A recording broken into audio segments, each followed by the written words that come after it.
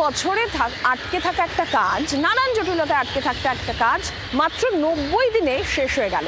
3 দফায় কাজ শেষ হলো। কোন কাজের কথা বলছি? চিংড়িঘাটার মেট্রোর পিলারের সঙ্গে করিডোরের সংযুক্তিকরণের কাজ। 3 দফায় এই কাজ মাত্র 90 দিনে শেষ করলো আরবিএনএল।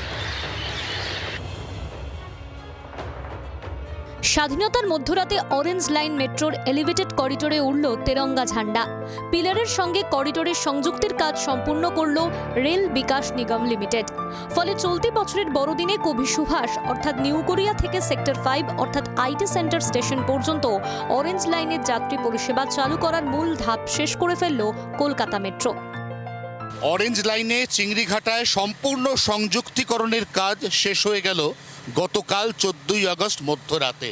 কাজ শেষ করার পরে এখানে তিরঙ্গা, আমাদের গর্বের জাতীয় পতাকা লাগিয়ে দিল আরভিএনএল, যারা এই কাজ শেষ করলো যুদ্ধকালীন তৎপরতায়।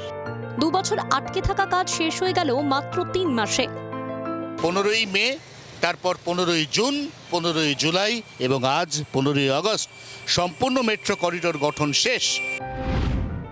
এবার এলিভেটেড করিডোরে বসবে ট্র্যাক, ইনস্টল হবে সিগন্যালিং সিস্টেম, চলবে ঘন ঘন ট্রায়াল রান। তারপর কমিশনার অফ রেলওয়ে সেফটির ছাড়পত্র মিললেই কেল্লা ফতে। পিলার নম্বর 329 থেকে সরাসরি মেট্রোপথ পৌঁছে যাবে পরবর্তী স্টেশন গৌর কিশোর ঘোষ পর্যন্ত।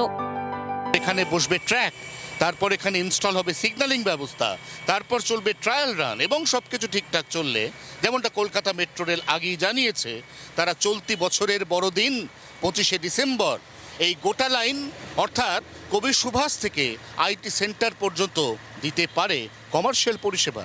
24 ঘন্টার জন্য ক্যামেরায় অরিন্দমের সঙ্গে অয়ন, চিংড়িঘাটা, কলকাতা। বাংলার আওয়াজ, বাঙালির আবেগ, জি 24 ঘন্টা।